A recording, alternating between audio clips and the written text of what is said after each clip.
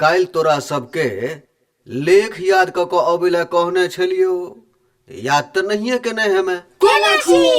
की बात छे रे, आइ केम्हर सूरज उगले सब क्यों याद केने छे?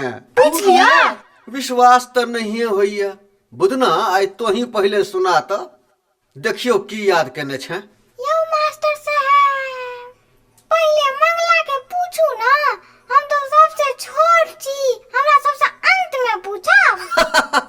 छोट खिखिर के मोट नगेर बड़ चालाक बने छे रे छोड़ा। ई छौआ तो हमरे पर लगल है, पहले एकरा पूछो ना यो मास्टर साहब। रे बुधना आइ पहले तोरे कह पर तो लेख। सर आप पूछलियो तू पाछू किया बैठले? ठिठिया छ सर, आज छुट्टी काल में बुझियावो। रे बुधना पहले हमरा लगे मरा एत्ता ठार हो। चल हाथी पर लेख सुना तो। हाथी पर लेख नहीं भेल। हाथी पर लेख नहीं भेल से किया रे? हाथी पर उचगर होय छै, ओते ऊंच हाथी पर केना चढ़ता? भैंस कम उचगर होय छै, ताय भैंस पर चढ़ गेलौ। रो भैंस कम उचगर हो छी तई भैंस पर चढ़ गेली रो।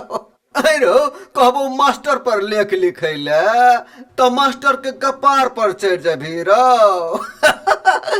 भाग तो अहाँ कपार पर चढ़े को केस बचल ये। यो अहाँ कपार पर चढ़ब तो पिछड़ के खसिए पड़ब। छिटिया ले तोरो सबके नंबर है तोरे। अच्छा ठीक छे, चल तू भैंसिए पर सुना। भैंसी बड़ मरखा छले, तहियो कहना कहना का सिंह पर लात द के पीठ पर छड़प गेला। पीठ पर चढ़ गेली?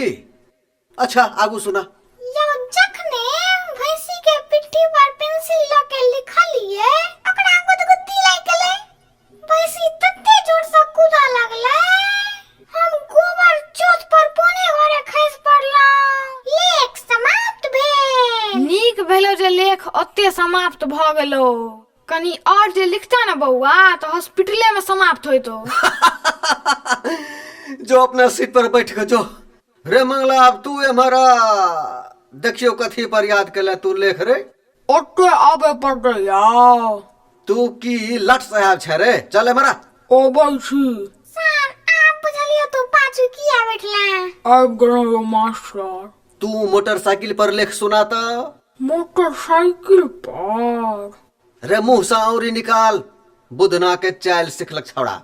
हमरा तो ड्राइविंग लाइसेंस नहीं है, मोटरसाइकिल पर बाप जन्म नहीं चढ़ रहा हूँ, तो लेख के ना सुनाओ। मोटरसाइकिल पर चढ़ कर लेख लिखती ही रे छौड़ा। बिना चढ़ने रियलिटी के मारते लो। अच्छा कथी पर सुने में सुनाता? हम भैंसिए पर सुने। सुना। भैंस सामाजिक प्राणी अछि। सामाजिक प्राणी? अच्छा आगू कही। भैंस के दूध गाय के दूध से दुगुना रेट में बिकाय छै। दुगुना रेट में कोना बिकाय छै रे मंगला? भैंस के दूध मोटगर होय छै। दूध वाला 1 लीटर दूध में 1 लीटर पानी मिला के बेचे छै। डबल फायदा भेले ने यो मास्टर। रबिया संगे रहत रहे तोरो दिमाग चलो लगलो रे मंगला। बड़ चहटगर लेख छौ, आगू कही। भैंस के खुनाई में कोनो खर्च नहीं छै। से केना रो?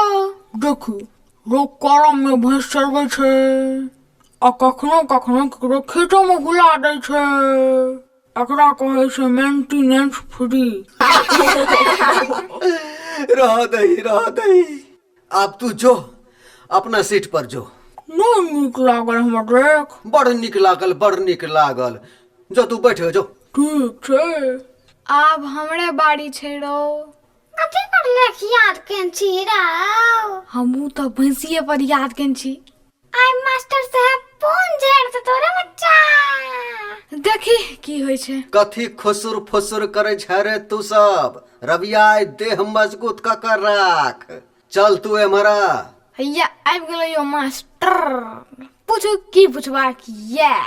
फुल कॉन्फिडेंस से बजे छै रे, लगैया याद क के आयल छै लेख तू। Full confidence on my self यो मास्टर। अरे तोरी के तू बड़ बढ़िया अंग्रेजी बाजल लगले रे। लॉकडाउन में हम ही सिखा देलिए यो। अपना तो अंग्रेजी अबते नहीं छो आ तू दोसर के अंग्रेजी सिखवा चलल है। मने या तो की अच्छा तो अंग्रेजी बाज के सुना तो। फंस गया बुढ़ना, जोश में बाज दिली। अब खैया मास्टर के छौकी पून पर। साचो मंगला संगे की खुसुर फुसुर करे छे रे बुधना, बाज ना अंग्रेजी बाज ना। अंग्रेजी अंग्रेजी वाह। अंग्रेजी यह भले अंग्रेजी बजना रे छौड़ा, बता नहीं तन। हाँ तो रविया तू भैंसिए पर याद करना है मैं। हाँ यो मास्टर, हम तो फंसिए पर याद केन छी। भैंस पर एकदम नहीं सुना, अही कहू ना कथी पर सुनाओ। कोनो वाहन पर सुना। वाहन पर लिया सुनु। भैंस एकटा चतुष्पदीय यम वाहन अछि। चतुष्पदीय यम वाहन। हाँ यो 4 गो पैर वाला यमराज के वाहन। बड़ क्लिष्ट मैथिली बजे छे रू। अरे तू तो भैंसिए पर लिख कह लगली। यो मास्टर भैंसियो तो यमराज के वाहने भेले नहीं यो। हाँ हाँ आगू सुना। मोटरसाइकिल में गियर, ब्रेक, एक्सीलेटर आ हैंडल होय छै। तहिना भैंस वाहन में सबटा सुविधा एकेटा नाथ में प्रदान कैल गेल अछि। रो कमाल लेख छौ। आगू सुना आगू सुना। भैंस वाहन के नाथ के माध्यम से संपूर्ण नियंत्रण कैल जाइत अछि। संपूर्ण नियंत्रण। आगू कही आगू कही।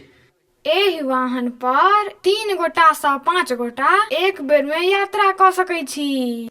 2 से बेसी सवारी पर कोनो प्रतिबंध नहीं छै। एहि वाहन के परिचालन हेतु कोनो प्रकार के ड्राइविंग लाइसेंस के आवश्यकता नहीं छै। रो बुढ़ना, रविया के लेख कनिको बुझै छी। रो कुछ नहीं बुझै छियै। रो हम अत्ते दिक्कत से बुझे छियै तो तू सब केना बुझबिही। एकरा सबके छोड़, तू धन्य रह। माइंड ब्लोइंग लेख छौ रे। अधिकांशतः ई वाहन श्याम रंग में उपलब्ध अछि। सुनै छियै दक्षिण अफ्रीका में श्वेत रंग में सेहो उपलब्ध अछि। ई श्याम श्वेत की भेले रो? श्याम भेले कारी आ श्वेत भेले उज्जर। बुझलियै यो मास्टर? बुझलियै। अब कनी भैंस वाहन के गति के बखान सेहो कइये दही। भैंस एकटा धीमी गति के वाहन अछि। धीमी गति नो दुर्गति। धीमी गति नो दुर्गति। कमाल के शब्द संयोजन छोरू रबिया। लेख बाकी छौकी पूरा भ गेलो। कनी रहि गेल अछि। रख के की करमे ओहो सुनाइए दे।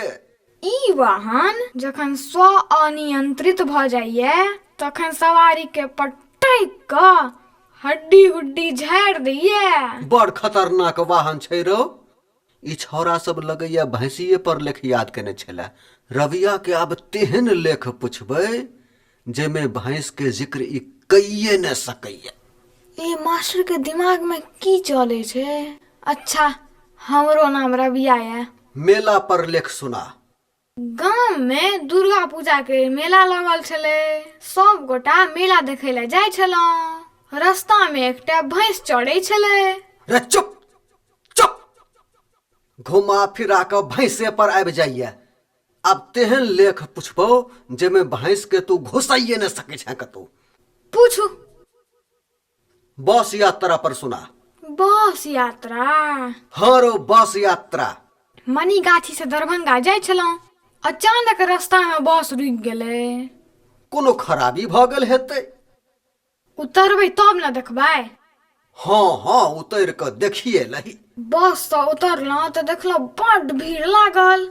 जखन भीड़ लग गेलौं ने यो मास्टर, की देखै छी एकटा मोटका भैंस बीचे रोड पर ठाड़। अरे चुप चुप चुप। तखनी से भैंस भैंस केने या। यो मास्टर सड़क पर भैंस छले तइमे हमर कोन दोख। हवाई यात्रा पर सुना तो। देखिए कोना हवाई जहाज में अबै छै भैंस। हवाई जहाज से दिल्ली जाय छलौं। कनी मोन अलसा गेल। तो सुतिए रहल है मैं। ओतऽ तो भैंस नहीं भेटल हेतौ वर्णन करे ले।